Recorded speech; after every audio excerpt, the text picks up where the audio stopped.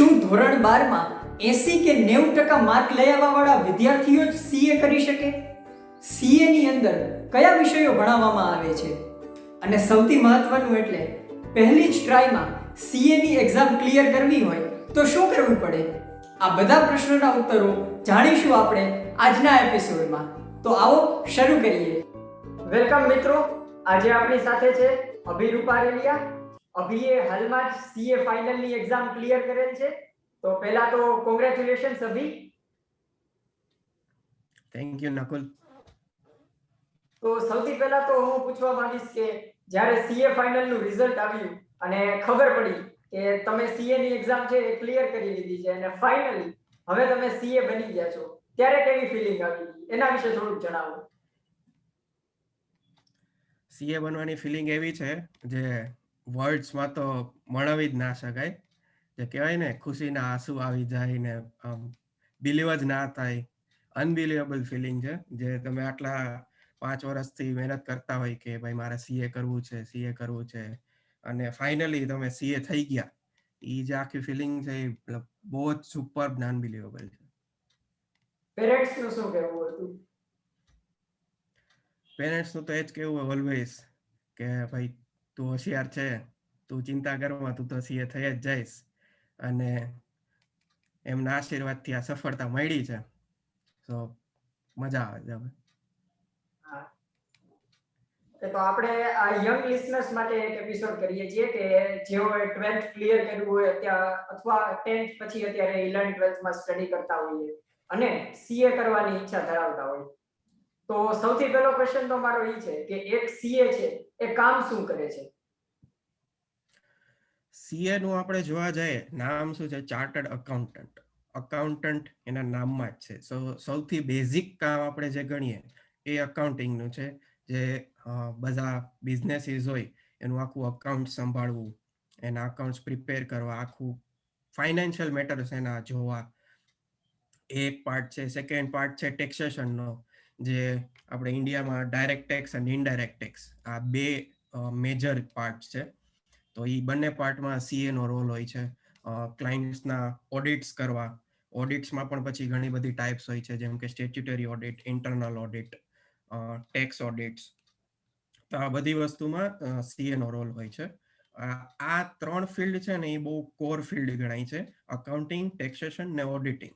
આના સિવાય પણ અત્યારે હવે મોડર્ન ટાઈમ્સમાં બહુ બધા એરિયાઝ છે જ્યાં અત્યારે સીએ છે. જેમ કે આપણે ખાલી એક ફાઇનાન્સનો જ એરિયા લે તો ફાઇનાન્સમાં પણ ઘણી બધી વસ્તુ હોય છે, જેમ કે વર્કિંગ કેપિટલ મેનેજમેન્ટ હોય, કે તમારે ક્યાંયથી લોન જોતી હોય તો લોનનું અરેન્જમેન્ટ પણ બધું થાય, ફાઇનાન્સિંગ લેવું.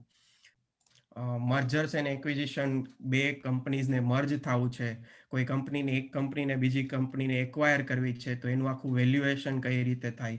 ઇન્વેસ્ટમેન્ટ બેન્કિંગ છે, ફોરેન્સિક ઓડિટ છે. સો આ બહુ બધા એરિયાઝ છે જે સીએ અત્યારે કરે છે. ઓકે, તો સિમ્પલ વર્ડ્સમાં કહીએ તો મારો પોતાનો બિઝનેસ હોય તો બધી ફાઇનાન્શિયલ મેટર સંભાળવા માટે મારે એક સીએ ની જરૂર પડે, બરાબર? Yes, perfect. તો અભી હું પહેલા તમને પૂછવા માંગીશ કે ધોરણ 12 પછી જો કોઈ સ્ટુડન્ટ સીએ કરવા માંગે છે તો એની શું પ્રોસિજર છે?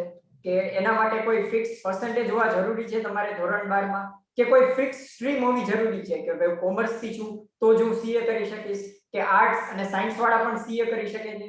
મીન્સ કે આખી પ્રોસિજર કઈ રીતે છે એ તમે લિસનર્સને સમજાવો. શ્યોર.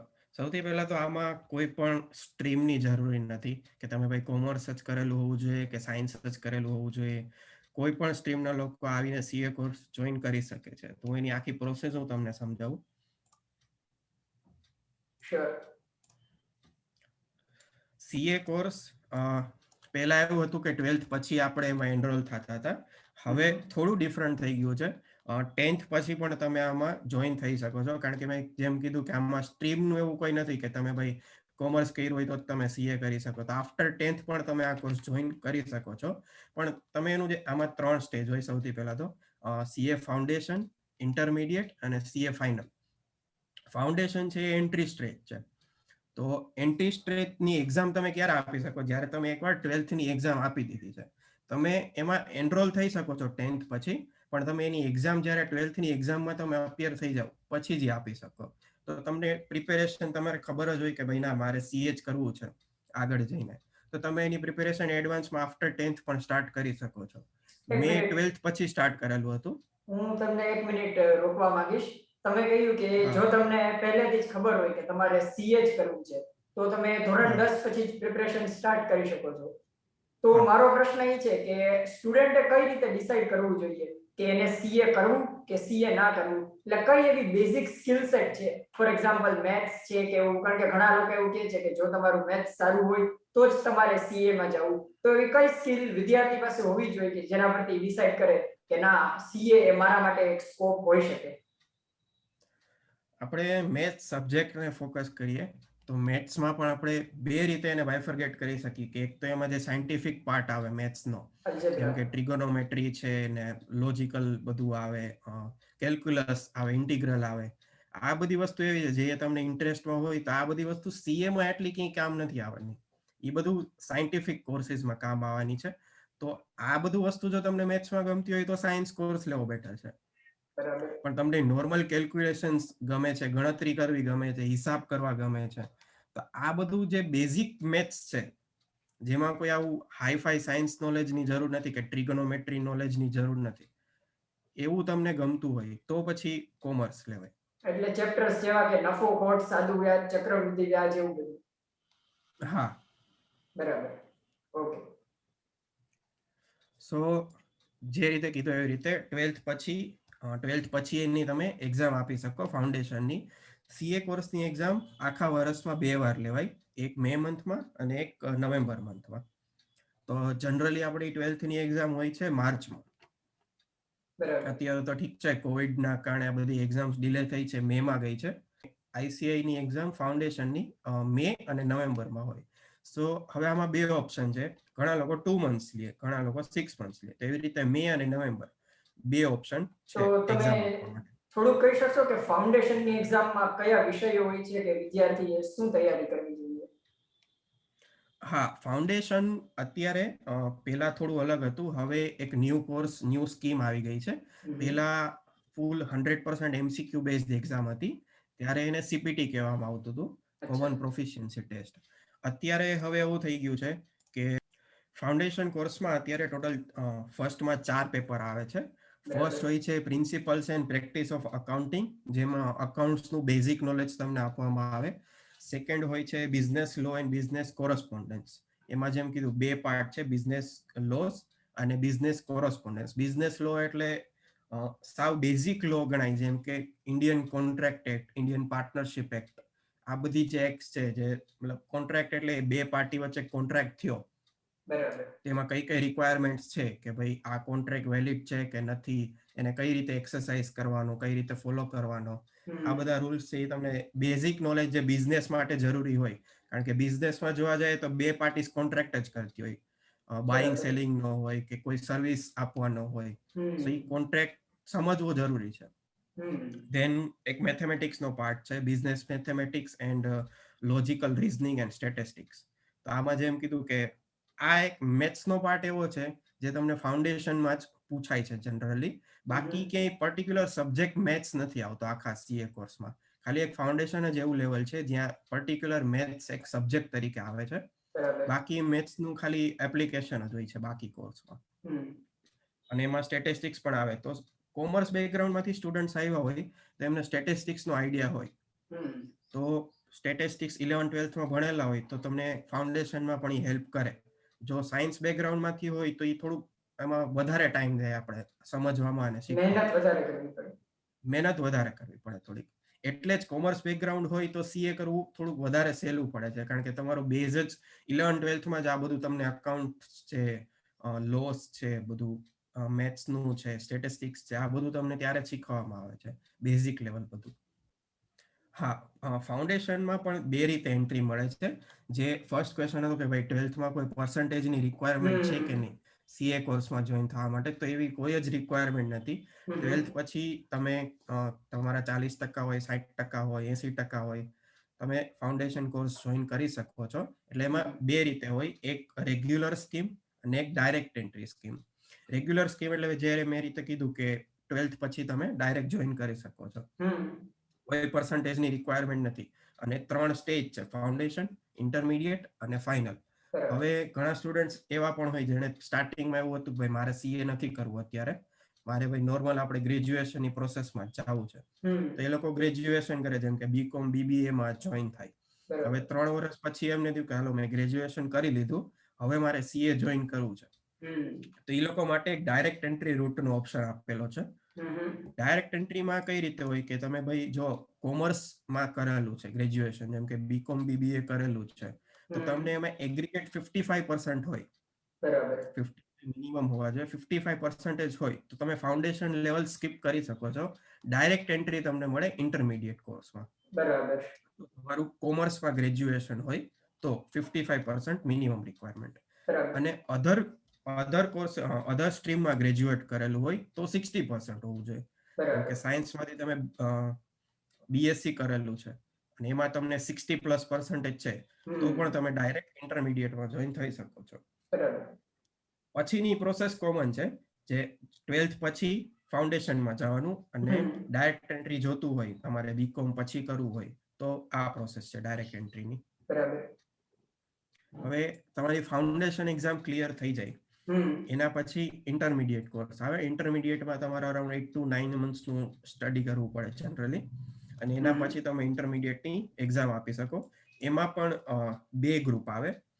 ફાઉન્ડેશનમાં 4 પેપર હતા અને હવે ઇન્ટરમીડિયેટ અને ફાઇનલ બંનેમાં 2 ગ્રુપ આવે.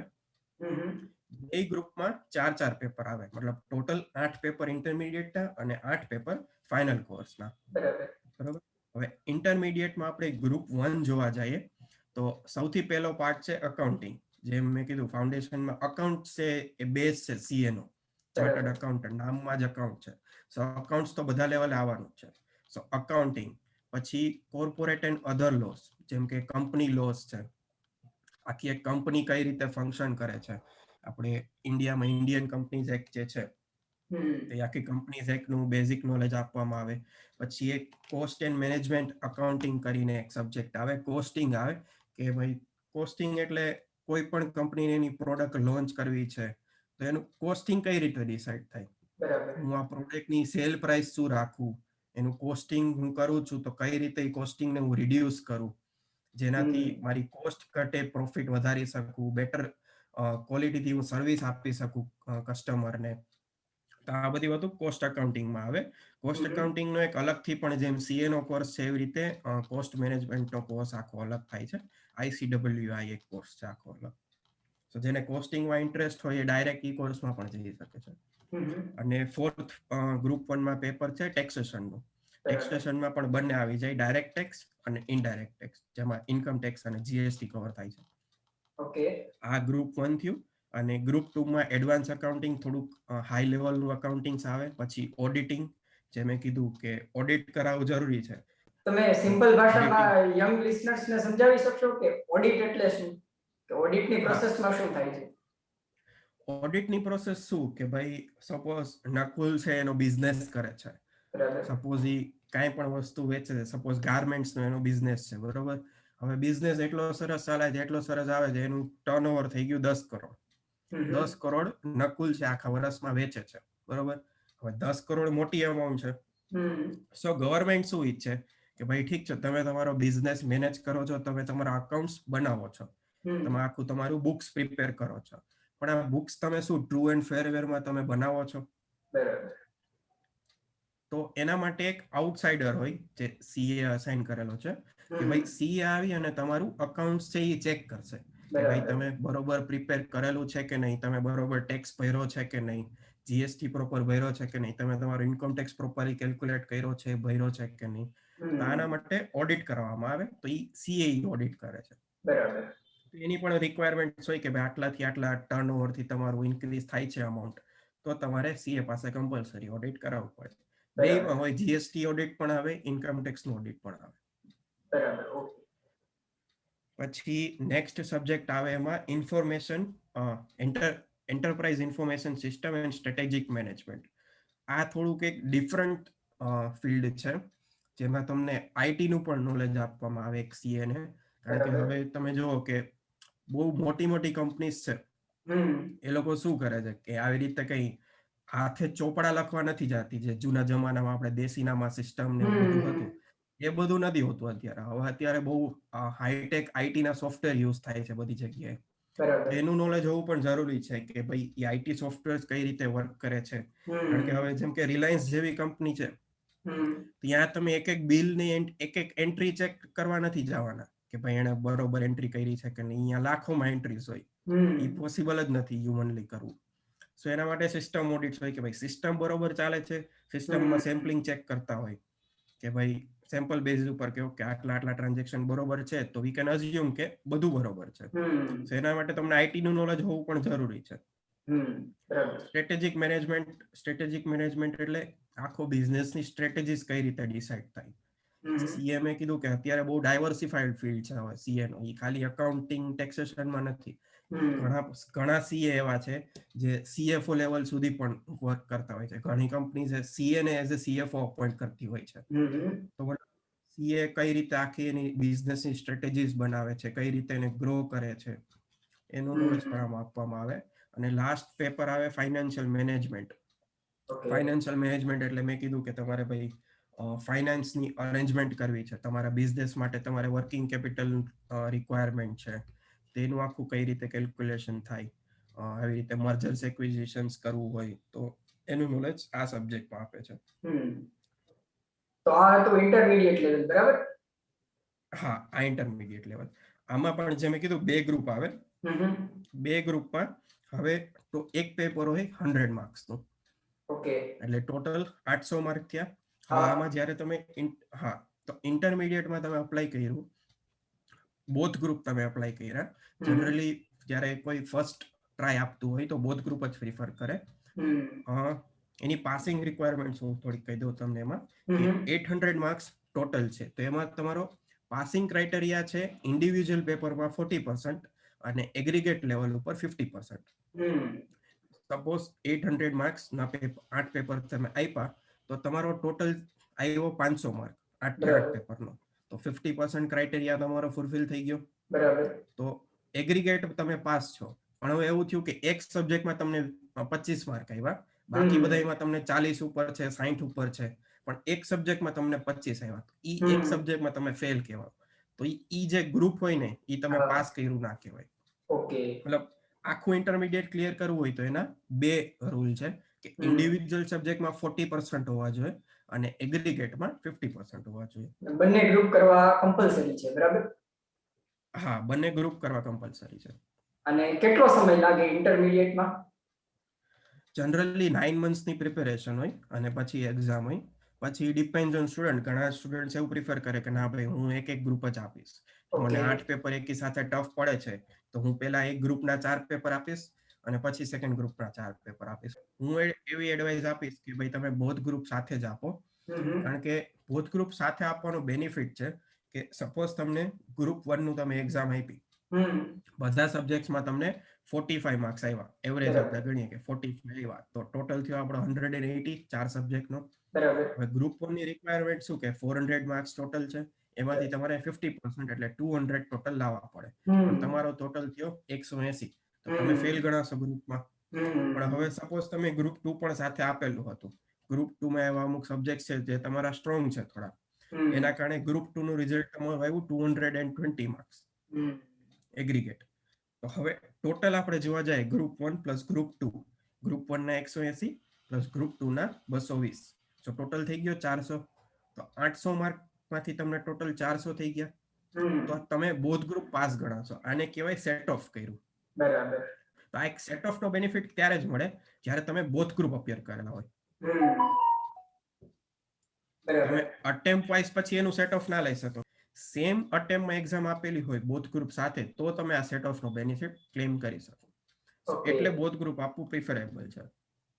કે તમને એક ગ્રુપમાં અમુક સબ્જેક્ટ્સમાં સપોઝ તમે થોડા વીક છો, તેના માર્ક્સ તમે સેકન્ડ ગ્રુપના સબ્જેક્ટ્સમાં તમે કવર કરી શકો. બરાબર.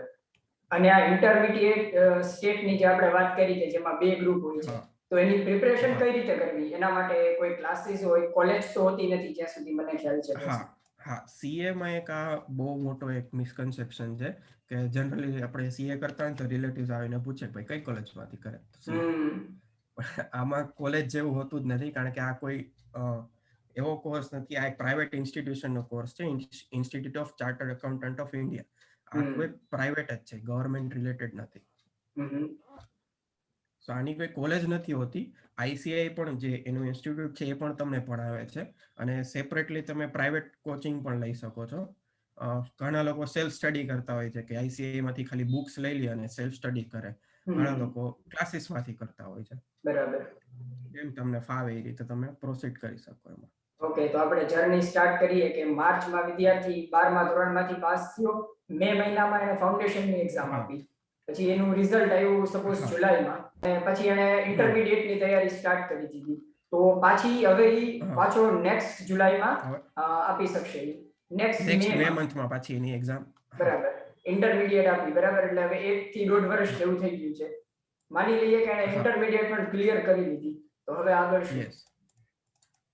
ઇન્ટરમીડિયેટ ક્લિયર કર્યા પછી 3 વર્ષની એક પ્રેક્ટિકલ ટ્રેનિંગ કહેવાય એને, આર્ટિકલશિપ. એ તમારે જોઈન કરવાની હોય. કે માર્કેટમાં બહુ બધી સીએ ફર્મ્સ હોય જે આવી રીતે સીએ ની પ્રેક્ટિસ કરતી હોય, સીએ નું કામ કરતી હોય. એની અંડર તમારે 3 વર્ષ કામ કરવાનું કમ્પલસરી. આ શું કામ? કારણ કે ભાઈ ઠીક ચાલો ઇન્ટરમીડિયેટ કોર્સમાં તમને બધું થિયોરિટિકલ નોલેજ આપી દીધું કે આવી રીતે આ બધી વસ્તુ થાય. હવે તમને એ બધું પ્રેક્ટિકલી શીખવાનું છે. એકચ્યુઅલમાં કઈ રીતે એ બધું માર્કેટમાં થાય છે, એકચ્યુઅલમાં કઈ રીતે અકાઉન્ટિંગ થાય છે, એકચ્યુઅલમાં કઈ રીતે ઓડિટ થાય છે, ટેક્સેશન કઈ રીતે થાય છે. તો એવી રીતે તમે કોઈ પણ સીએ ની અંદર આ પ્રેક્ટિકલ ટ્રેનિંગ કરવાની હોય 3 વર્ષ. બરાબર. 3 વર્ષ કમ્પલસરી છે. બરાબર. અને મને એ પણ ધ્યાનમાં છે કે મારા અમુક જે ઘણા મિત્રો હતા એ સીએ ની આર્ટિકલશિપ ટાઈમ દરમિયાન અથવા કે એમના ફાઉન્ડેશન ઇન્ટરમીડિયેટ દરમિયાન જોડે જોડે બેચલર્સ ડિગ્રી પણ લઈ લેતા હોય, સપોઝ બીકોમ છે કે એવી કોઈ, તો એ પણ વિદ્યાર્થીઓ સાથે કરી શકે છે, બરાબર? કરી શકે છે સાથે. જેમ કે મેં જેવી રીતે કરેલું હતું કે જે મેં કીધું, મેં આફ્ટર 12th જ સીએ કોર્સ જોઈન કર્યો હતો. સો જ્યારે મારી આર્ટિકલશિપ ચાલુ હતી, ઇન્ટરમીડિયેટ જ ચાલુ હતું, ત્યારે મેં સાથે સૌરાષ્ટ્ર યુનિવર્સિટીમાંથી બીકોમ સ્ટાર્ટ કર્યું હતું એક્સટર્નલ. ખાલી બીકોમ ની એક્ઝામ તમારે આપી આવવાની યુનિવર્સિટીએ, એક્સટર્નલ કોર્સ કહેવાય એને. ઓકે. સો સાથે સાથે તમે, કારણ કે બીકોમમાં તમે જોવા જાવ તેમાં જે 3 વર્ષમાં તમારો જે કરિક્યુલમ હોય એ ઓલમોસ્ટ ઇન્ટરમીડિયેટ સુધીમાં તમારો કવર થઈ જાય ઓલમોસ્ટ. તો તમને જે ઇન્ટરમીડિયેટમાં ભણાવવામાં આવે છે એ જ વસ્તુ તમારે બીકોમમાં આવે છે પાછી. તો એક રીતે જે લોકો સીએ કરતા હોય ને એને બીકોમ સાવ ઈઝી લાગે. તો તમારા નામે તમે ભાઈ હજી આર્ટિકલશિપ કરો છો ને ત્યારે જ તમારે ગ્રેજ્યુએશન થઈ જાય સાથે સાથે, જો તમે સીએ કરતા હોય તો. બરાબર. તો હવે આ થઈ ગયું ફાઉન્ડેશન થઈ ગયું, એના પછી ઇન્ટરમીડિયેટ, પછી આવી 3 વર્ષની આર્ટિકલશિપ. હવે 3 વર્ષની આર્ટિકલશિપ ફિનિશ થઈ ગયા પછી? હા, 3 વર્ષની આર્ટિકલશિપ ફિનિશ થઈ જાય પછી તમારી ફાઇનલ એક્ઝામ આવે, મેઇન એક્ઝામ જે કહેવાય. ઈ એક્ઝામની પ્રિપેરેશન પણ તમે આ 3 વર્ષમાં સાથે સાથે ક્લાસીસમાં જઈને કે સેલ્ફ સ્ટડી કરી શકો છો. એ તમારા અવર્સ પ્રમાણે, ઓફિસ અવર્સ પ્રમાણે તમે તમારું સ્ટડી પ્લાન કરી શકો, ફાઇનલની પ્રિપેરેશન સાથે સાથે કરી શકો. ફાઇનલની પ્રિપેરેશન થઈ જાય, તમને એમ લાગતું હોય કે હા ભાઈ હવે હું રેડી છું, તો 3 વર્ષ પછી તમે ફાઇનલની એક્ઝામ આપી શકો. ફાઇનલની એક્ઝામ સેમ ઇન્ટરમીડિયેટની જેમ 2 ગ્રુપમાં ડિવાઇડેડ છે. એનો હું બહુ ફટાફટ હું એક બ્રીફ નોલેજ આપી દઉં ફાઇનલ કોર્સનું પણ. એમાં પણ સેમ આવી રીતે 2 ગ્રુપ, 8 પેપર. ફર્સ્ટ ગ્રુપમાં ફાઇનાન્શિયલ રિપોર્ટિંગ જે અકાઉન્ટ્સ રિલેટેડ છે, સ્ટ્રેટેજિક ફાઇનાન્સ મેનેજમેન્ટ જેમાં ફાઇનાન્સનું થોડુંક હાયર લેવલનું નોલેજ આપે, જેમાં સ્ટોક માર્કેટ પણ કવર થાય. સ્ટોક માર્કેટમાં જે ટ્રેડિંગ થતું હોય, ડેરિવેટિવ્સ, ઓપ્શન્સ, ફ્યુચર્સ, એ બધું પણ એમાં કવર થાય. પોર્ટફોલિયો ક્લાયન્ટનો કઈ રીતે મેનેજ કરવો. તમારી પાસે કોઈ ક્લાયન્ટ આવ્યું કે મારે ઇન્વેસ્ટમેન્ટ કરવું છે, તો ઇન્વેસ્ટમેન્ટમાં તમે એને શું સજેસ્ટ કરશો? મ્યુચ્યુઅલ ફંડ્સમાં જવું, શેર્સના ટ્રેડિંગમાં જવું, ફ્યુચર ઓપ્શન્સમાં જવું, આ બધી વસ્તુ આ સબ્જેક્ટમાં કવર થાય. થર્ડ છે advance auditing and professional ethics, audit related. Next છે કોર્પોરેટ એન્ડ ઇકોનોમિક લો, જેમાં બીજા ઘણા ટાઈપના લો આવે, જેમ કે ભાઈ ફોરેન એક્સચેન્જ મેનેજમેન્ટ એક એક્ટ છે કે ફોરેક્સ તમારી પાસે કરન્સી છે એના પણ લોઝ હોય, એનું નોલેજ તમને આપવામાં આવે. ઇન્સોલ્વન્સી એન્ડ બેન્કરપ્સી કોડ છે કે ભાઈ કોઈ કંપનીને હાલો હવે ભાઈ ધંધો થતો નથી પ્રોપર, અને બરાબર. ધંધો વાઇન્ડ અપ કરી દેવો છે, બંધ કરી દેવો છે, હમ. તો એની આખી પ્રોસેસ કઈ રીતે થાય એના રિલેટેડ આખું નોલેજ આવે. હમ. કંપની લો તો ઓબ્વિયસલી આવે જ છે.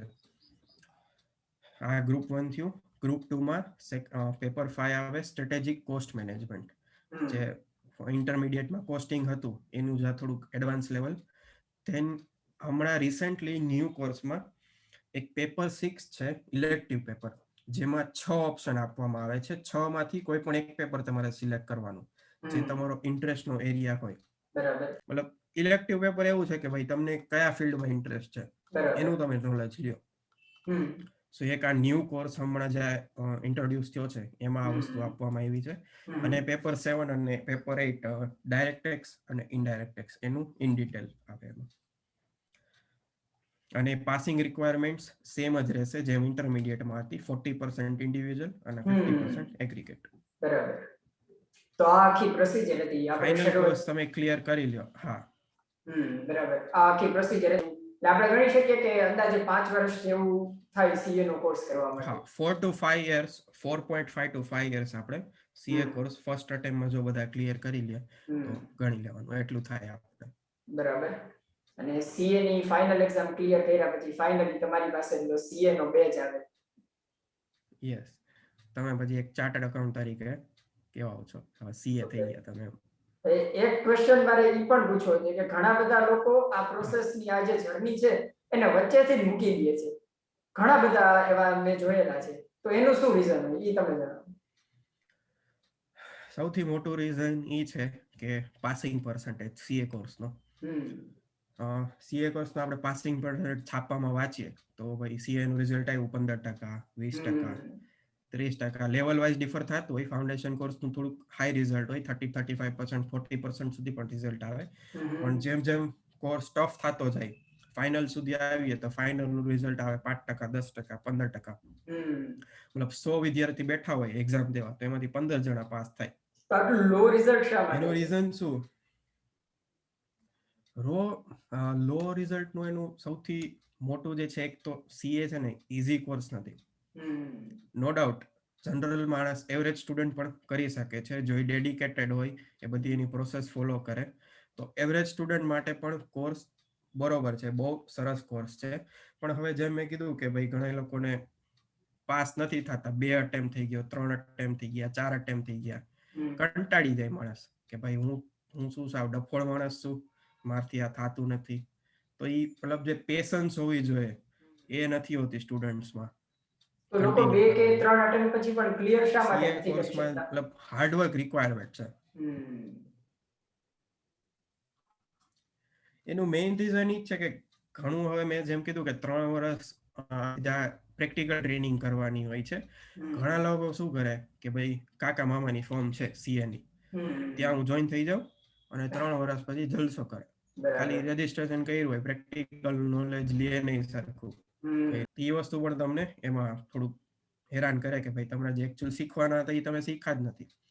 અને સીએ કોર્સમાં જેમ કે કીધું પાસિંગ પર્સન્ટેજ લો છે, એનું શું કે પેપરમાં પણ તમે કઈ રીતે બધી વસ્તુ પ્રેઝન્ટ કરો છો, એમાં જે એકચ્યુઅલમાં ક્વેશ્ચન પૂછ્યા છે એનો તમે જે આન્સર હોવો જોઈએ એ આન્સર નથી આપ્યો. ભાઈ બીકોમ ની તમે એક્ઝામ આપી હતી, એમાં તો આપણે ગમે તેમ લખતા હોય, એવા કેસ આવતા હોય કે ભાઈ આપણે બીકોમ ની એક્ઝામમાં લોકો ક્વેશ્ચન જ પાછો છાપીને આવે એમાં આન્સર પેપરમાં પણ, અથવા સોંગ્સ લખીને આવે. હવે બીકોમમાં આવું બધું કરેલું હોય જેણે, એને ઓફકોર્સ સીએ ટફ જ લાગવાનું છે. ભાઈ તમે બીકોમ જેવો કોર્સ પણ જો તમે આવી રીતે સાવ નેગ્લેક્ટ કરતા હોય તો સીએમાં એ તમે મતલબ તમારી કહેવાય ને હાર્ડવર્ક જેટલું નથી કરતા તમે જે એમાં રિક્વાયરમેન્ટ છે. તો એ એક રીઝન છે. પછી આપણે એવું કહી શકીએ કે 12મા પછી વિદ્યાર્થીએ પહેલા નક્કી કરી લેવું જોઈએ કે જો 4 થી 5 વર્ષ સુધી ડેડિકેટેડ મહેનત કરવાની વિદ્યાર્થીની તૈયારી હોય તો જ એને સીએ નો કોર્સ ચૂઝ કરવો જોઈએ. બરાબર? બાકી તો મતલબ જ નથી. જો તમારે બીજા બધા સ્ટુડન્ટ્સની જેમ જલસા જ કરવા છે, કોલેજ લાઈફ એન્જોય કરવી છે, પાર્ટી કરવી છે, તો ભાઈ તો રહેવા દો. આમાં હાર્ડવર્કની જરૂર છે, તમારે 5 વર્ષ એમાં આપવા પડશે તમારી લાઈફના. પણ આફ્ટર 5 યર્સ એકવાર તમે સીએ થઈ ગયા પછી તમારી એક તમે લાઈફ જોજો. અત્યારે જેમ કે હું રિસેન્ટલી સીએ બન્યો તો તમે માર્કેટમાં ખાલી એમ કહો કે હું સીએ છું ભાઈ, તો તમને કેટલી રિસ્પેક્ટ મળે છે, કારણ કે એ કોર્સની એવી રિસ્પેક્ટ છે સીએ ની. ઓહો તમે સીએ કર્યું છે એ પણ ફર્સ્ટ ટાઈમમાં ક્લિયર કર્યું હોય તો એની એક અલગ જ હા મજા છે અને અલગ જ મોભો પડે છે. હા બરાબર છે. ઓકે, તો આ આખી જર્ની હતી કે જે આપણે જોઈ. શરૂઆતમાં વિદ્યાર્થીએ 12th સ્ટાન્ડર્ડ પાસ કર્યું, પછી એણે ફાઉન્ડેશનની એક્ઝામ આપી, માની લઈએ કે ફર્સ્ટ ટ્રાયમાં ક્લિયર કરી લીધી. પછી એણે ઇન્ટરમીડિયેટ કર્યું, માની લઈએ કે એ પણ ફર્સ્ટ ટ્રાયમાં ક્લિયર કરી લીધું. 3 વર્ષની આર્ટિકલશિપ થઈ, પછી સીએ ફાઇનલ હતું અને સીએ ફાઇનલ પણ ફર્સ્ટ ટ્રાયમાં ક્લિયર કરી લીધું અને ફાઇનલી વિદ્યાર્થી છે એ સીએ બની ગયો અથવા બની ગઈ. તો હવે વિદ્યાર્થીઓ માની લઈએ કે 10th સ્ટાન્ડર્ડમાં છે, 11-12માં છે, સીએ કરવા માંગે છે, પણ એ વિદ્યાર્થીઓ પણ ફર્સ્ટ ટ્રાયમાં જ ક્લિયર કરવા માંગે છે, જેમ તમે બધું ફર્સ્ટ ટ્રાયમાં ક્લિયર કર્યું. તો એ વિદ્યાર્થીઓને તમે શું સજેશન આપશો કે એ લોકોએ કઈ રીતે પ્રિપરેશન કરવી જોઈએ કે જેથી કરીને એને પણ બધું ફર્સ્ટ ટ્રાયમાં જ ક્લિયર થઈ જાય? અને એવા કોઈ રિસોર્સિસ હોય તમારી પાસે કે જેની તમે મદદ લીધી હોય તમારા પ્રિપરેશન વખતે, તો એ પણ એમને સજેસ્ટ કરજો. ફર્સ્ટ અટેમ્પમાં ક્લિયર કરવાનું એક અલગ જ અચીવમેન્ટ છે, અલગ જ એની આખી એક માર્કેટ વેલ્યુ છે કે ભાઈ તમે ફર્સ્ટ અટેમ્પમાં કર્યું તો એક બહુ સારી અચીવમેન્ટ ને ગણાય છે. એવું નથી કે સેકન્ડ થર્ડ અટેમ્પમાં પણ તમે ક્લિયર કર્યું, ફોર્થ અટેમ્પમાં ક્લિયર કર્યું તો એ સારી વાત નથી. સીએ કોર્સ ક્રેક કરવો ને એ જ એક મોટી વાત છે અને એમાં પણ જો ફર્સ્ટ અટેમ્પમાં ક્રેક કર્યું તો એ એક અલગ જ અચીવમેન્ટ છે. અને સીએ કોર્સમાં એવી કોઈ લિમિટ નથી અટેમ્પ્સની, નંબર ઓફ અટેમ્પ્સની કે ભાઈ તમે મેક્સિમમ 10 અટેમ્પમાં જ એક્ઝામ આપી શકો કે 30 વર્ષની એજ સુધી જ તમે ભાઈ એક્ઝામ આપી શકો, એવી એજ લિમિટ પણ નથી, અટેમ્પ્ટની લિમિટ પણ નથી. એવા પણ આપણે ઘણા એક્ઝામ્પલ જોયેલા છે કે લોકો 50-55 વર્ષે પણ સીએ બનેલા છે. ભલે એ ટાઈમ પછી એ લોકોને એટલું કામ નથી આવવાની એ વસ્તુ, પણ લોકો કરવા વાળા લોકો કરે છે કે 55 વર્ષે પણ સીએ થાય છે. આમાં કોઈ એવી રિક્વાયરમેન્ટ નથી કે લિમિટ નથી. અને ફર્સ્ટ અટેમ્પમાં ક્લિયર કરવા માટે એવી કોઈ કી નથી કે તમે ભાઈ આટલું ફોલો કરો તો તમે ફર્સ્ટ અટેમ્પમાં ક્લિયર થઈ જ જાશો. કારણ કે આ બહુ સબ્જેક્ટિવ વસ્તુ છે કે બેઝિક વસ્તુ તમે ખાલી ફોલો, હા મહેનત જ તમારી એવી હોવી જોઈએ, તમારું હાર્ડવર્ક એવું હોવું જોઈએ, તમે એટલા ડેડિકેટેડ હોવા જોઈએ. સીએ કોર્સમાં રિક્વાયર્ડ શું છે કે તમે તમારા 5 વર્ષ આપો પૂરા, એક્ઝામમાં એ લોકો શું માગે છે એ તમે સમજો, તમે તમારી મહેનત એ પ્રમાણે કરો, થોડુંક બહારની દુનિયાને અવોઇડ કરો બહુ. જેમ તમે પાર્ટી કરતા કે હતા ભાઈ કે દર અઠવાડિયે હાલો આપણે જ્યારે અમે તમને પાર્ટીઝ માટે ઇન્વાઇટ કરતા હતા અને ત્યારે તમે અમને ના પાડતા હતા કે નહીં પછી રાખીએ, તો એનું રિઝલ્ટ અમે આજે જોઈએ છીએ બધા ફ્રેન્ડ્સ. રિલેટિવ્સ ના લગ્ન હોય અને તમારે વાંચવાનું હોય કે ઓફિસનું વર્ક હોય, 5 વર્ષ તમે આ બધું થોડુંક અવોઇડ કરી લ્યો. બાકી બધા જે તમારી જ લેવલના છોકરાઓ જલસા કરે છે અત્યારે અવોઇડ કરી લ્યો, પછી તમને ઇન્ટરેસ્ટ સાથે તમને જલસા રિટર્ન થવાના છે. બરાબર છે. અને જે ઇન્સ્ટિટ્યૂટ છે આઈસીઆઈ, એના મટીરિયલ્સ તમે ફોલો કરો કે એમાં જે લખ્યું છે એ જ તમારે ફર્સ્ટ પ્રેફરન્સ તમારે ઓલવેઝ એને જ આપવાનો. તમે કોઈ પણ ક્લાસીસમાં ભણો છો કે સેલ્ફ સ્ટડી કરો છો, ક્લાસીસમાં ભણતા હશો તો ક્લાસીસમાંથી પણ તમને બુક્સ પ્રોવાઈડ કરવામાં આવશે. હવે વિચારો કે ઈ લોકો બુક્સ આપે છે એ ક્યાંથી આપે છે? ઈ લોકો પણ કંઈક બેઝ લેતા હશે ભણાવવા માટે. તો ઓબ્વિયસલી જે આઈસીઆઈ ઇન્સ્ટિટ્યૂટ મટીરિયલ આપે છે એમાંથી જે લોકો બેઝ લેવાના છે. તો એ તમે બેઝને જ પહેલા ફોલો કરો. નો ડાઉટ ક્લાસનું મટીરિયલ પણ તમે સાથે સાથે ફોલો કરો, પણ જ્યારે તમે એક્ઝામની પ્રિપેરેશન કરો છો, એક્ઝામના આન્સર્સ લખો છો, તો તમે આઈસીઆઈ નું મટીરિયલ જ તમારે પ્રિફર કરવાનું કે ઈ જ લેંગ્વેજમાં તમે આન્સર લખો. બીજી ઓનવર્ડ્સ પણ અલાઉડ છે, એવું નથી કે હું મારી લેંગ્વેજમાં લખીશ તો મને માર્ક્સ નહીં મળે. એને તમે ખાલી કીવર્ડ્સ યાદ રાખી લ્યો આન્સરમાં કે આટલી એમાં રિક્વાયરમેન્ટ હતી, આ ક્વેશ્ચનમાં આ કેવા માંગે છે, એમાં આટલા, કારણ કે આમાં વર્ડ્સનું પણ બહુ ઇમ્પોર્ટન્સ હોય છે. તો એ વર્ડ્સ તમે ખાલી કીવર્ડ્સ ધ્યાનમાં રાખો ને બાકીનું સેન્ટેન્સ તમે તમારી જાતે ફોર્મ કરી લો. કે જેમ કે ગુજરાતી મીડિયમના સ્ટુડન્ટ્સ હોય એ લોકોને એવું વાંધો હોય કે ભાઈ હું ઇંગ્લિશમાં આન્સર કઈ રીતે લખીશ, તો ભાઈ એવું નથી, તમે જે એના મેઇન વર્ડ્સ હોય એ તમે સમજી લ્યો અને બાકીનું સેન્ટેન્સ તમે જાતે ફોર્મ કરી લ્યો તો પણ ચાલે, પણ એ મહેનત થોડીક તમારે એક્સ્ટ્રા કરવી પડે એમાં. આટલી બેઝિક વસ્તુની તમે ધ્યાન રાખો કે આઈસીઆઈ નું મટીરિયલ ફોલો કરો, બહારની દુનિયાથી થોડાક દૂર રહ્યો, આવી બધી વસ્તુમાં ના પડો, પ્રોપર સ્ટડી ઉપર ફોકસ થયો, ડેડિકેટેડ થયો, હાર્ડવર્ક કરો, તો ફર્સ્ટ અટેમ્પ્ટ ક્લિયર કરવું એટલું પણ ડિફિકલ્ટ નથી.